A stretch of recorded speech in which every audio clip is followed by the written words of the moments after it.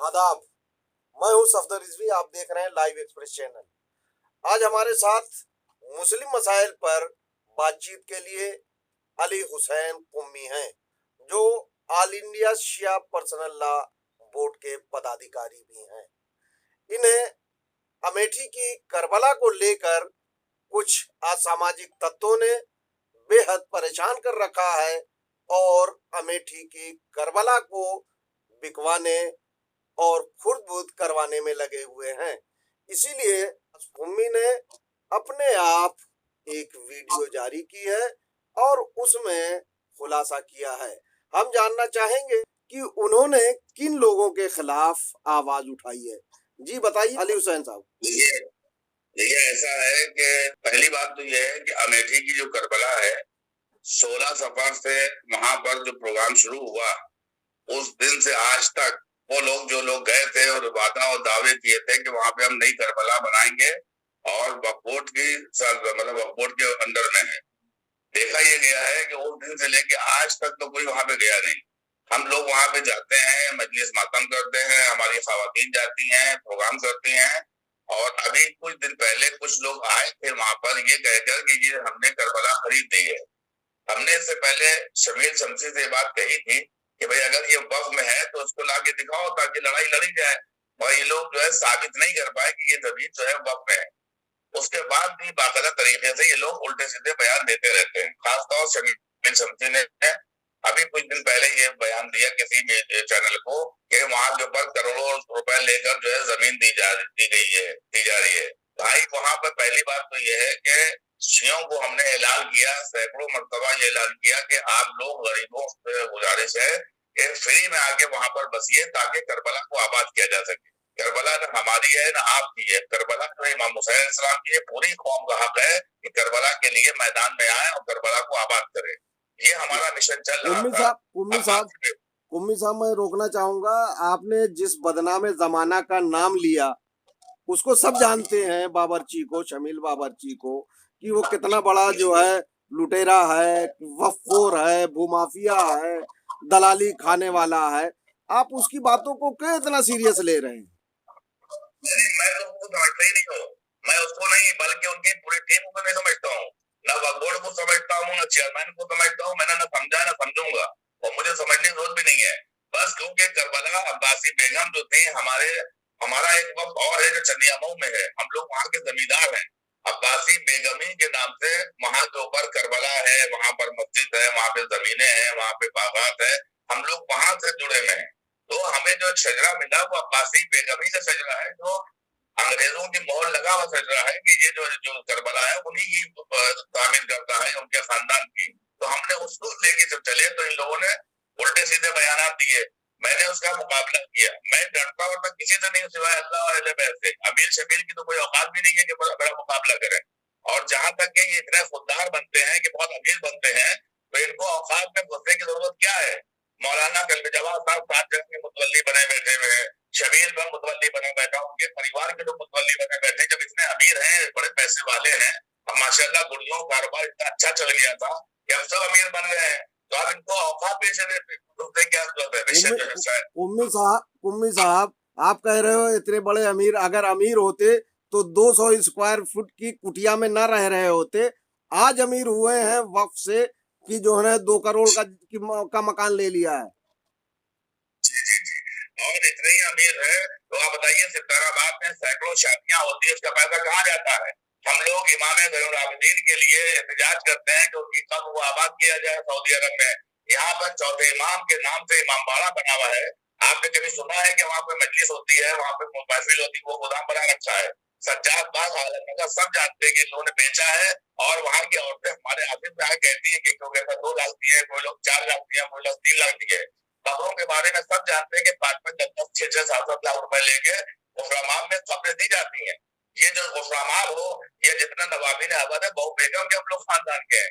ये हम नवाबीन के खानदान की रोटियों पर पलने वाले हम ही को आगे दिखा रहे हैं। तो इस बात का है। आप देखिए ज्यादातर जो मौलवी कहते हैं, बुजुर्ग जो पुराने उलमा है, सब जो है वो हमारे नवाबीन के दिए मकानों में रह रहे हैं। ये हम उनका एहसान ही नहीं मानते। मुजाराबाद ट्रस्ट आज भी जो है वो पैसा देता है उलमा कराम को। नमाज पढ़ाने का, रोजा रखने का, मस्जिद पढ़ने का, सरा करने का, आज क्या लोग देते हैं पैसा? आप जाके हुसैनाबाद ट्रस्ट मालूम तो कीजिए, हुसैनाबाद ट्रस्ट किसी के बाप का नहीं है, हम तो हमारे खानदान का है, हम नवाबी अहमद के खानदान के हैं, हमारी ननिहाल आप कुम्मी साहब, आप जिस मौलाना की बात कर रहे हैं उसके लिए खून करना माफ है, सूफी कलवा के खून का मर्डर का उस पे आरोप है, वो जो भी हराम काम करता है उसे हलाल कर देता है। मदारी की तरह उसने अपने पास फौज इकट्ठा कर रखी है कि जो है कुछ फर्जी पत्रकार भी हैं उसमें, कुछ जो है ऐसे लोग जो है जो जमीनों पर कब्जा किए हुए हैं, सिर्फ उसके लिए उसके पास इसलिए इकट्ठा है रिजवान मुस्तफा जैसे लोग कि उसके खिलाफ कार्रवाई ना हो, क्योंकि वक्फ बोर्ड ने तो उसके खिलाफ नोटिस तक जारी की हुई है। अगर ये इतने ईमानदार हैं तो जमीन रिजवान मुस्तफा जैसे भू माफिया और वक्फ की जमीनों पर कब्जा करने वालों के खिलाफ कार्रवाई करते ना, उसको शेल्टर क्यों दिए हुए हैं? इसी तरह से शमील बाबरची भी उनका मदारी है, जो जिसको जैसे चाहते हैं मौलाना उस हिसाब से नचाते रहते हैं। वो तो मौलाना तो बोलते नहीं, इसी को मदारी की तरह बुलवाते हैं और नचाते हैं, चूंकि इसको पैसा मिलता है उनसे, और पैसा ले के इसने, आप देखो उसकी जो है नतीजा दिख रहा है कि मकान पेंट हाउस ले लिया है और जगह जगह पे जो एक होटल खोल लिया है। तो ये सब जो है मौलाना की देन है और उन्हीं की नाजायज वो है, हराम खाने वाली लोग हैं ये लोग। तो मौलाना की आप बात कैसे कर रहे हैं? मौलाना को तो हराम हलाल कुछ पता ही नहीं है।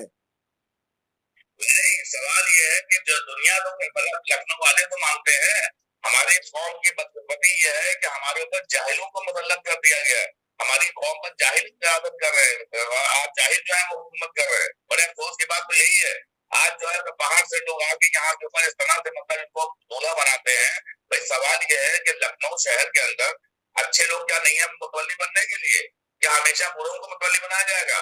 लाटरी बेचने वाला था उसको आपने करबला मलकजरा मुतवल्ली बना दिया, गोली चलाने वाला था दरगाह के अंदर मिशन का भाई उसको आप मुतवल्ली बना दिया, रेप करता हुआ पकड़ा गया था फैजाबाद के अंदर, वहां पर सबने देखा 20 चेहलुम के रोज पकड़ा गया, कुछ मौलाना ने ऐलान किया कि आज जो है वसीम का जो है रेप करता हुआ पकड़ा गया, उसको आपने फैजाबाद का मुतवल्ली बड़े औकात में आके सबका मुतवल्ली बना दिया। तो आप तो आंखें तो बंद नहीं है, आगे तो खुली हुई है, जितने करे बेईमान, बेईमान, चोर, गुंडे, बदमाश, कुछ अच्छे मुतवल्ली हैं वो भी गिनती में गिन लीजिए, बाकी ज्यादातर आप देखिए उत्तर प्रदेश के अंदर ज्यादातर औकात में मुतवल्ली जो है वो ऐसे ही करप्ट लोग हैं, क्योंकि कोई काम तो नहीं है। देखिए ये लोग कहते हैं हमारी टीम तो राजी होती है, जैसे मौलाना मिशन जैदी साहब है, मौलाना बादशाह साहब है, मौलाना सदफ साहब है, ये तो हम लोग के ग्रुप के लोग हैं।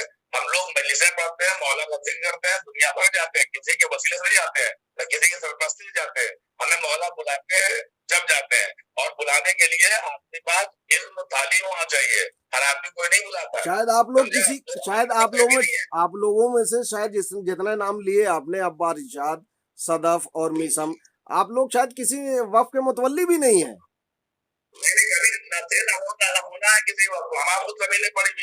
हमारे खानदान की हमारे बुजुर्गों ने खुद इतनी जमीनें छोड़ रखी हैं चंदिया मोह में, गोमती नगर में, जो दुनिया जानती है लखनऊ चंदिया मोह के बारे में। हम लोगों ने हमारे बुजुर्गों ने लोगों को पाला है, हमारे बुजुर्गों के पैसे से ये लोग पले। हकीकत तो ये है, हमने अपने बचपने में अपनी आंखों से देखा है उलमा को अपने घर के अंदर, जितने भी उलमा आ गए हैं, किसका नाम आपसे ले रहे। तो हम तो हिंदुस्तान में जाते हैं, आते हैं, देखते हैं, औकात की जितनी पोजीशन उत्तर प्रदेश में खराब है उतनी हिंदुस्तान में किसी भी सूबे में नहीं खराब है, न पंजाब में है, न बिहार में है, न बंगाल में है, न हैदराबाद में है, कहीं नहीं है, क्योंकि वहाँ उलमा काफी नहीं है। ये हम नेतागिरी उलमा करते हैं, ये गलत होता है, और प्रशासन को चाहिए कि सख्त कार्रवाई करे।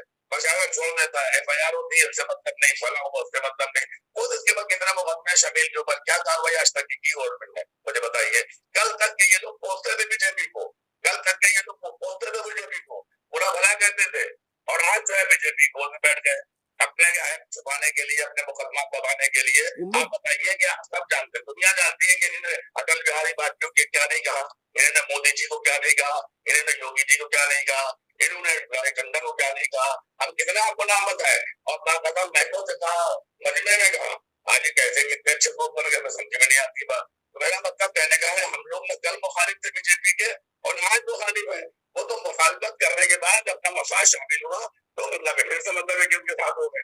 तो कहने का मतलब यह है कि जितने भी औकाफ है, औकाफ में अगर जब तक कि अच्छे लोग नहीं आएंगे, हम बुराई करते रहेंगे। हमें न किसी का खौफ है, न कोई डर है, और न कभी हम डरे। हमने हमेशा बोला है, कोई भी होगा बोलेंगे, उम्मी जब तक कि साहब अच्छे लोग नहीं आएंगे। उम्मी साहब अभी आपने कहा कि ये इन लोगों को बुरा भला कहते रहे हैं। अभी एक वीडियो इनकी निकल के आई है जिसमें इन्होंने प्रधानमंत्री नरेंद्र मोदी को जालिम और कुत्ता से बदतर बताया है, शायद आपने देखी होगी।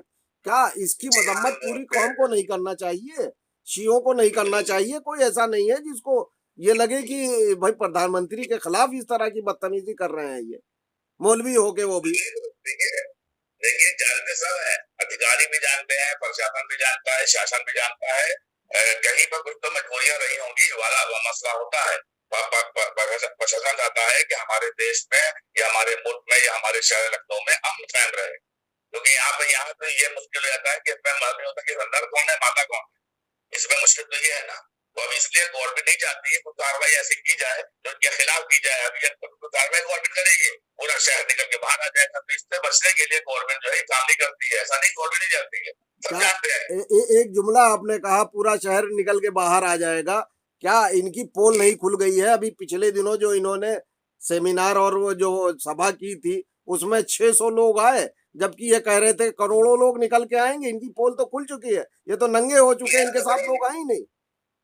मेरी आप तो नहीं, पोल तो खुल चुकी है, सब जानते हैं, ऐसा नहीं है। मगर क्योंकि देखिए गवर्नमेंट, क्योंकि हम तो हमारा एक सिलसिला है, मिला जुला रहता है सरकार से, गवर्नमेंट से, तो उनका भी ये कहना है कि मौलाना साहब हम तो सब जानते हैं, मगर हमें मजबूरी है कि हम चाहते नहीं कि शहर का खराब ना हो, हालात खराब ना हो। हम नहीं बोलते हैं, ऐसा नहीं कि हम जानते नहीं, हम हर मौलवी के बारे में जानते हैं, कौन मौलवी हमारे साथ है कौन नहीं है। साथ का मतलब ये नहीं कि हमने उनसे कभी आज तक किसी भी सरकार के हमने तो वैसे शर्मिंदा नहीं है कि मैं भाई कह सकता हूँ कि आपके सामने बोल रहा हूँ। मैं बीजेपी वाले हों, आरएसएस वाले हों, समाजवादी वाले हों, कांग्रेस वाले हों, मायावती वाले हों, सब मेरे घर पे आते हैं, ऑफिस में आते हैं, आशीर्वाद देने आते हैं। मगर आप पूछिएगा, मैंने आज तक कभी किसी के तौर पर शर्मिंदा नहीं।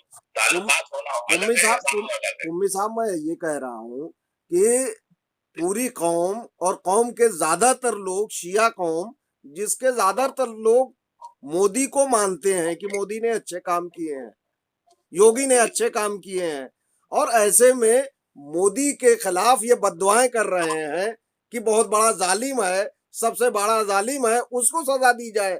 इसके अलावा दूसरी वीडियो में कह रहे हैं मोदी तो कुत्ते से बदतर है। आप देख रहे हैं ना? तो क्या कौम को रिएक्शन नहीं करना चाहिए कि ये बदतमीज आदमी है, ये मौलवी नहीं है?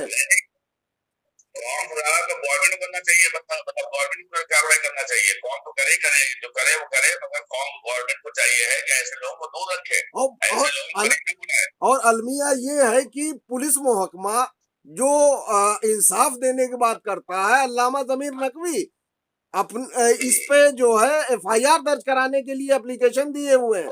उन्हें जो है 6-7 महीने ज्यादा हो चुके हैं, और ये चौक थाना और दूसरे पुलिस वाले उनकी एफआईआर इस मामले पे दर्ज नहीं कर रहे हैं। वो ये मानने के लिए नहीं तैयार है कि मोदी को जो कहा गया है जालिम और कुत्ता से बदतर, वो उससे देशवासियों की भावनाओं को ठेस पहुंची है। ये ऐसा है कि अगर देखा जाए कि वजीर आजम नरेंद्र मोदी जी हों या हमारे सूबे के वजीर आला योगी जी हों, जहां तक के जितने अच्छे काम किए हैं, मुल्क को बढ़ावा मिला है, देश का नाम ऊंचा हुआ है पूरी दुनिया में। आज भारत का नाम है, और सारी दुनिया में, अफ्रीका में जब मैं था, वहां मैं गया था अफ्रीका में, दारुसलाम में या नैरोबी गया था, कीनिया गया था, तो वहां तक के मैंने देखा पूरे शहर में झंडे लगे हुए हैं, स्वागत जय जय मोदी जी हो रहा है। तो मोदी जी जो भी कुछ कर रहे हैं वो किसी एक कौम या किसी मजहब के लिए नहीं कर रहे हैं, बल्कि पूरे भारत के रहने वाले निवासियों के लिए कर रहे हैं। मैं भी कभी कभी जाता हूँ, ऑफिस भी जाता हूँ, उनके घर भी मैं गया हूँ, कि वो आदमी, सच्चाई बात यह है कि इन लोगों का जो काम है, न इन्होंने किसी औकाफ पर कब्जा किया है, न किसी जमीन पर कब्जा किया है। ये तो देश की, भारत के लिए काम कर रहे हैं, अच्छे काम कर रहे हैं। अगर अच्छे काम न कर रहे होते तो क्यों चुना जाता? तो वजीर आजम नरेंद्र मोदी की अच्छाई ये है कि वो धर्म के लिए काम नहीं कर रहे हैं, मजहब के लिए नहीं कर रहे हैं, बल्कि इंसानियत के लिए कर रहे हैं। और इसी तरह योगी जी जो काम कर रहे हैं वो इंसानियत के कर रहे हैं, धर्म के लिए नहीं कर रहे हैं। तो अगर बुरा कहने वालों को सजा मिलना चाहिए। उम्मी साहब आखिर में हम आपसे ये जानना चाहेंगे कि आप हुए, बहार आलम साहब हुए, सैयद फैजी हुए, और 2-4 10 लोग जो आप लोगों ने एक यूनिटी दिखाई थी और करबला को आबाद करने के लिए, अमेठी की करबला को आबाद करने के लिए जो मुहिम शुरू की थी, सैफ अब्बास साहब भी हुए और अच्छी मुहिम थी। शायद उसी की वजह से करबला साफ सुथरी हुई, मरम्मत हुई और वहां पे विकास का काम शुरू किया गया। लेकिन कुछ दलाल, चंदाखोर जो आजकल भावनगर में भी चंदा इकट्ठा कर रहे हैं, मौलाना के बारे में हमारे पास रिपोर्ट आई है कि वो भावनगर में भी चंदा कर रहे हैं उस करबला के लिए। तो क्या ऐसे लोगों को एक्सपोज करने और अपनी एकता को बरकरार रखते हुए वहां कोई प्रोग्राम वगैरह शुरू करने की कोशिश कर रहे हैं आप? नहीं, हमारा प्रोग्राम जो है वहाँ पे है। हमारा प्रोग्राम वहाँ पे है। मुहर्रम से कुछ दिन पहले वहाँ पर 3 रोजा मजलिसों का प्रोग्राम हो रहा है। तबलीगी मजालिस से रोजा मजालिस जो है वहाँ पे हम करेंगे मुहर्रम से 1 हफ्ता पहले, ताकि मुहर्रम का माहौल भी आमद इस्तकबाल माह मुहर्रम से सिलसिले में 3 रोजा प्रोग्राम रखेंगे जो वहाँ पे मजलिसें होंगी और 3 रोज तक के मुख्तलिफ जाकिरीन हिंदुस्तान के पढ़ेंगे, खवातीन की मजलिसें होंगी। ये हमारी प्लानिंग है इंशाल्लाह। और अगर हमारे पास फंड आ जाता है तो सबसे पहले हम जो वहाँ बोसीदा मस्जिद है, बहुत बड़ी मस्जिद है, बहुत बड़ी मस्जिद है, वो एकदम एक दीवार है, उसको हम बनवाएंगे जो शहर के अंदर है। और उसके बाद करबला के लिए भी हम तामीरी काम के लिए हमें जो है सपोर्ट भी मतलब गवर्नमेंट से कोई मुश्किल नहीं है। सरकार हमारे साथ है, प्रशासन हमारे साथ है, हमें कोई दुश्वारियां नहीं है। जहाँ तक कि जो 2 लोग आएंगे उनका मुकाबला किया जाएगा। आने का तो किसी हक ही नहीं है, उनके खिलाफ तो मुकदमा हम खुद से मुकदमा करेंगे, हम खुद के खिलाफ बयान करेंगे। मुझे मालूम भी तो सामने आता नहीं, कौन है। आपने कहा कि वहां कोई ऐसा नहीं है, जबकि वहां की कारपोरेटर के खिलाफ मुकदमा कर दिया गया है, उसको परेशान कर रहे हैं। जो कंस्ट्रक्शन का काम शुरू हो गया था वो सब बंद हो चुका है। तो ये चीजें तो हैं। ऐसा है कि जो पैसा दौलत सफर को इकट्ठा किया था लाखों रुपए के हिसाब से, वो पैसा दिखाई नहीं पड़ा कहाँ चला गया। मीसा रिजवी के हाथ में लाखों रुपए लोगों ने चंदा दिया था करबला की तामीर के लिए, वो पैसा गायब हो गया। उन लोगों ने नक्शा बनाया था, ये नक्शा गायब हो गया। मीसम रिजवी कौन? दरगाह के मीसम आपा? दरगाह के डेरा, हाँ। जी तो जी। वो सब पैसा चला गया, पैसा वहां पे नहीं है। जो जो काम हुआ है, किसी मर्दे मोमिन ने थोड़ा सा काम करवाया था। और जो वारसून की आप बात कर रहे हैं, वारसून को हम लोग सपोर्ट करते हैं। वारसून जो है वहां पे देखभाल करती है, 2-1 लोग और को रखा है वहां पर देखभाल करने के लिए। और उसका जो मुकदमा हुआ था 116 में, उसका हम लोगों ने समाज भी करवा दिया, कोई मुश्किल नहीं है। ये हमें पता चला था कि ये यहीं का गुंडा तंत्र है जो सर पे अमामा रखे हुए हैं। मौलवी तो है नहीं, फर्जी मौलवी है ना। और उसका दलाल जो जिसने अब्बास बाग की करबला में जगह बेची, जिसने सिप्तैनाबाद को जो है शादीघर और होटल बना दिया है, इन्हीं लोगों की शय पे वहां सारी कार्रवाइयां हुई हैं, बताया जाता है। नहीं, प्रशासन जहाँ तक के है, देखिए मौलाना यासूफ अब्बास साहब रास्ते में है वहाँ के थाने से। और मतलब एक उन्होंने कहा है, उन्होंने वहाँ कहा भी है कि देखिए भाई यहाँ पर जो है जो भी कुछ है करबला के लिए हम लोग हैं साथ में मौलाना कुम्मी के। अगर किसी तरह की कार्रवाई होगी तो हम लोग सामने आएंगे। तो इसलिए हमें यकीन है कि हमारी भी टीम कोई छोटी मोटी टीम नहीं है, हमारी भी टीम बहुत मजबूत टीम है अल्हम्दुलिल्लाह। मगर ये कि हमारी टीम में थोड़ा सा एका नहीं है। एका हो जाए जैसे बारागम साहब है, फैजी साहब है, ये मौलवी जो आपने नाम लिए हैं, सब अगर एक हो जाए तो वहां पर कोई कुछ कर नहीं पाएगा। इंशाल्लाह मौला का रौबा ही बनेगा इमाम हुसैन का, और वहां पे मस्जिद की तामीर भी नहीं होगी इंशाल्लाह। हमें कोई टेंशन नहीं है। हमारे यहाँ की खवातीन शबी फातिमा जो है बेचारी, बहुत उन्होंने मतलब जंग लड़ी है यहाँ लखनऊ में, तो वो भी जाती है वहाँ पे खवातीन को लेके, वहाँ औरतों की मजलिस होती है। और हम जहाँ तक कि चंदे की बात है, चंदा वंदा जो है मौलाना ताजरवी मरूम ने एक बात शेयर कहा था मरूम ने, फिर कुछ अजर रिसालत की नहीं ये ताहिर, फिर इसकी है कि किस पे चंदा वाकी, जिसका चंदा खाना है चंदा का है, जिसको औकाफ बेच के खाना औकाफ, उसको उसका मुकद्दर में औकाफ बेच के खाना है। हमारे खानदान में न कभी खुदा है और न कभी बेचने को तैयार है। न जमीने किसी के बाप की नहीं है, औकाफ जो है वो हमारे नवाबीन के औकाफ है। हमारे नवाबीन ने उनको वक्त किया था, लेकिन इनके खानदान ने किसने वक्त किया था? जितने कब्रिस्तान है, जितनी दरगाह है, जितनी करबला है, जितने रोजे हैं, किसी मौलवी ने नहीं बनाए थे। ये हमारे बुजुर्गों ने, नवाबी ने, अवध ने, असदुद्दौला ने, बहू बेगम ने, मोहम्मद अली शाह ने, इन सब के बनाए गए हैं। बेचने का काम इन लोगों ने किया है, वो तो बनाए इसलिए ताकि हमारी कौम आबाद है। आज हमारे पास कब्रिस्तान ज्यादा है, मरने वाले का हम अल्हम्दुलिल्लाह। आप जाइए बाहर शहरों में, दफन करने के लिए कब्र नहीं मिल रही है। वो लोग जाके अहले सुन्नत कब्रिस्तान में अहले शिया को उनमें बेचारे नहीं मिले वहां आपने आपने सही कहा कि कब्रिस्तान ज्यादा है, मरने वाले कम है, लेकिन अब तो कर दिया ना इन्होंने कब्रिस्तान कम कर दिया, मरने वाले ज्यादा कर दिए, तभी तो 7-7, 8-8 लाख की कब्रें बेच रहे हैं। रेट बढ़ा दिए ना, कब्रिस्तान के। अब जो ऐसे जो पैसे वाले नए पैसे वाले हुए हैं, वो सोचते हैं कि आप मुफरामा में दफन के जन्नत चले जाएंगे। ऐसा कुछ नहीं है। वो चाहे अगर जन्नत बखी में दफन होंगे और मतलब है कि पैसे वाले हैं और बदअकीदा हैं या अहले बैत से मोहब्बत नहीं है, तो उनको जाना ही जन्नत है, पैसे की जन्नत में नहीं जाएगा। देखिए कब्रखोर ने दो काम किया है, वक्फ माफिया ने दो काम किया है। एक तो कब्रों का रेट बढ़ा दिया, और दूसरे वक्फ में जो उल्टा सीधा हो रहा है उसके खिलाफ, जैसे आप बोल रहे हैं या जमीर साहब बोल रहे हैं या और दूसरे जो लोग बोल रहे हैं, उनकी आवाज को दबाने का काम किया है। देखिए, इनके दबाने से कुछ नहीं होता है। हक तो हक होता है। फराजदार से बेसन बयान देते हैं, रहेगा जिक्र अली, हम जबान देते हैं। जो जबान देने वाले वो भी रहेंगे, हक बोलने वाले भी रहेंगे। ये क्या बोलेंगे, देखिए कैरेक्टर की भी खराब, माहौल भी खराब। अब किसी से पूछिए क्या क्या हरकतें नहीं होती है, वो सब नहीं बोलने वाली बातें होती हैं। अल्हम्दुलिल्लाह इनको तो सही लड़कियां भी नहीं मिलती हैं इनके खानदान में, कि मतलब शिया लड़कियां ही मिल जाए शादी के लिए। इनको तो भागना पड़ता है दूसरी कौमों में। अल्हम्दुलिल्लाह यहाँ की तो नहीं है। हम लोग तो शजरे देखते हैं, खानदान देखते हैं जी। हम लोग शजरों में खानदानों में गरीब हो मगर गलीज ना हो।